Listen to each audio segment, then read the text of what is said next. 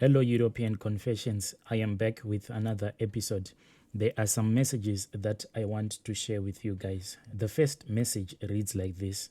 Hello, how are you?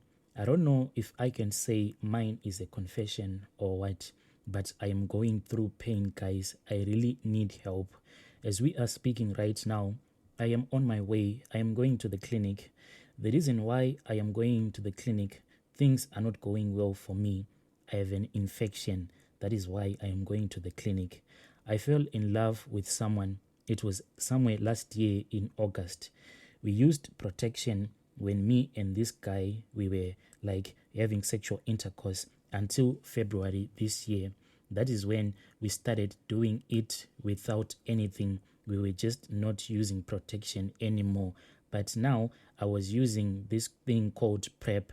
Since me and this guy, we did not go for blood test. When he told me that he didn't want to use condoms anymore, I told him that we cannot do that. We have to keep on using condoms because we are not yet gone for blood test and things like that. I tried for us to have this blood test done, but he kept on postponing, telling me that we are going to go next weekend. Then the next weekend he will tell me that he will be busy. We will go Saturday, he will go on Monday. He kept on rejecting and postponing. He kept on stumbling until last week. It happened that I saw some messages in his phone, like he was talking with this other girl. It seems like it is his ex-girlfriend whom he was speaking with. This girl, she was actually angry at him because he had dumped her. So in the messages, she was saying that you dumped me knowing that you have given me STIs and you have given me HIV. This is the reason why you have dumped me. When I saw that message, I was shocked and I was heartbroken. Unfortunately, when I saw this message, it was a little bit too late because I had fallen in love with my boyfriend to the extent that I had told myself that there is no need for me to use prevention anymore. There is no need for me to keep using this PrEP medication because I had trusted him. What was going to go wrong? But here I was looking at his phone. Another woman was accusing the man that I was sleeping with without using any protection or what. And that woman was telling my boyfriend that he had just infected her with countless STIs and HIV. I didn't have any PrEP. When I saw that message, he denied and he denied like he had been doing since last year. I finally forced him and I told him that we have to go to the clinic. When I forced him to go to the clinic so that we can be tested, that is when he confessed to me that indeed he has been living with this disease for quite a long time. I haven't tested myself yet, but right now I am on the way going to the clinic. I am so heartbroken.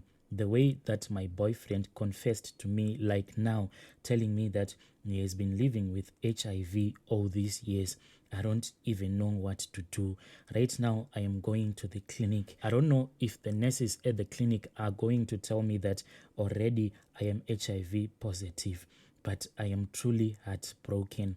I will come back with the rest of the story. Dear listeners, right there was a message that was forwarded to me by one of our admins. Please let us talk about this issue in the comment section, but prevention is better than cure. There is another message that I want to share with you guys. The message reads like this. Please, people of God, pray for me. I am 49 years. I have 2 children. I divorced my wife after I had caught her cheating on me. She was just cheating with this other guy who was just a regular village guy. In those days, I was working at the mine, so I could not visit my family or my wife so often. The matter was so serious, and I realized that my wife was cheating on me because when I came back home and I had written the dates, and when I went back to work, that is when she told me that she had fallen pregnant. I calculated the dates and I saw that she was lying to me because according to the dates that I had written down, the pregnancy was born 6 months early, and it is not possible because this was a full-term baby, but this full-term baby was born at 6 months. And from there on, me and my wife, we had a very big fight. There was nothing that could solve this issue. I then met another woman whom I can say was my next wife. She had 4 children and she had been dumped by her husband. So I took her in. Her children were still young, especially the last 2, they were so young. Then the other one was almost the same age with my little one. So I took care of these children. I sent them to school with the money that I had. I loved them as if they were my own children.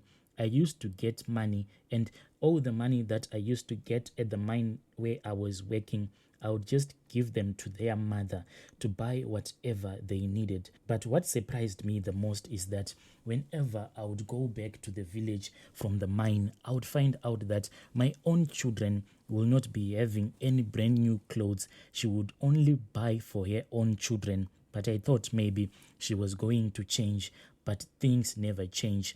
I told my wife that she had to do things that were okay. She had to treat my children the same way that she was treating her own children. But that is where the problem started. Now that these kids are all grown up, they don't respect me at all. It's like they are the kings of my house. If I tell them to do whatever I want, they just ignore me.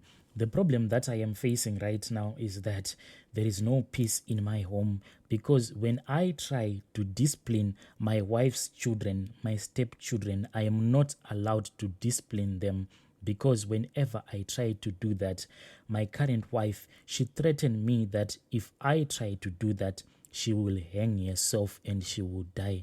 Right now, I don't even know what to do anymore. And now, when I think about my life, I am too old to take in another woman. I don't want problems on top of problems. Please help me. What can I do so that I can sort out this situation that is in my home?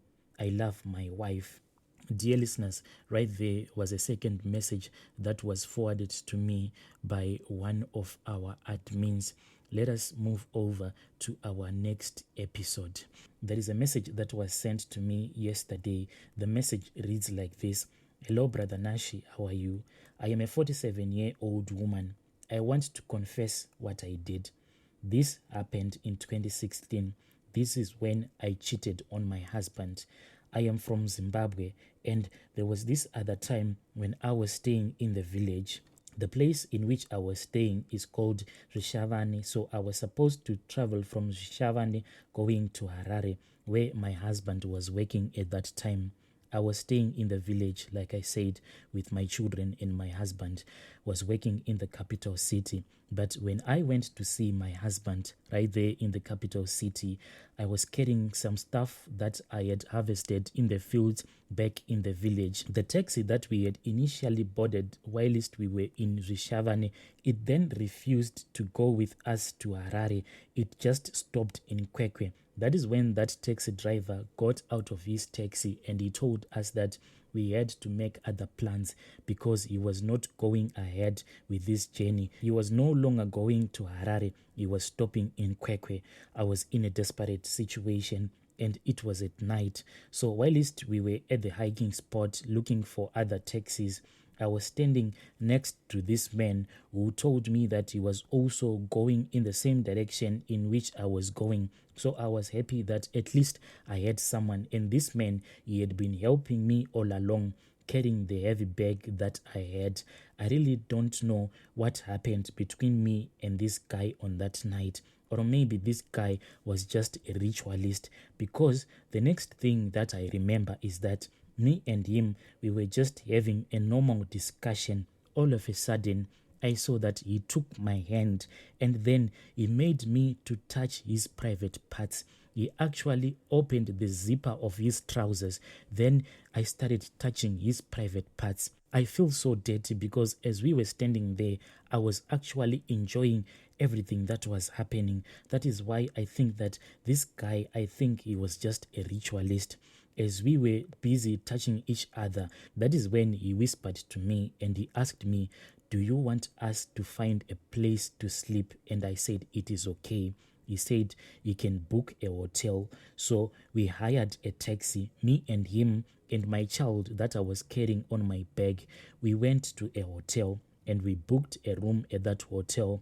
Then we had sexual intercourse.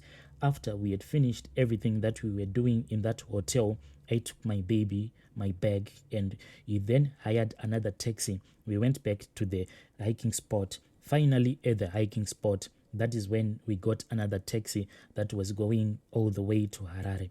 Brother Nashi, I don't even know what happened on this day. Even up until this day, as old as I am, whenever I think about this story, it bothers me a lot. I keep on asking myself, was this person a ritualist or what? Because me and him, we never dated. It was the first time that I met him. He never told me that he loved me or he had found me attractive. He just took my hand and he made me to touch his private parts just like that. And I responded to him. I followed him around as if I was just a zombie. When I finally arrived in the capital city, I knew that since I had slept with another man and we didn't use protection at all, when I arrived at the place where my husband was staying, he tried to take me to bed because he told me that it had been a long time we had been in bed together. So he wanted me and him to have sexual intercourse. And I was afraid that he was going to find out that I had just had sex. I was afraid that he was going to find out that I had just had sexual intercourse with another man. That is when I decided to lie to my husband that I wasn't feeling well. I told him that I was feeling some period pains, and all of this was a result of me traveling throughout the night. Up to this day, whenever I think about this thing that happened to me, I just feel embarrassed. This secret embarrasses me, Brother Nashi. I don't even know what happened to me on that day. Dear listeners, right there was a message that I received on Facebook yesterday. Please let us talk about this issue in the comment section. I'll be back with another episode.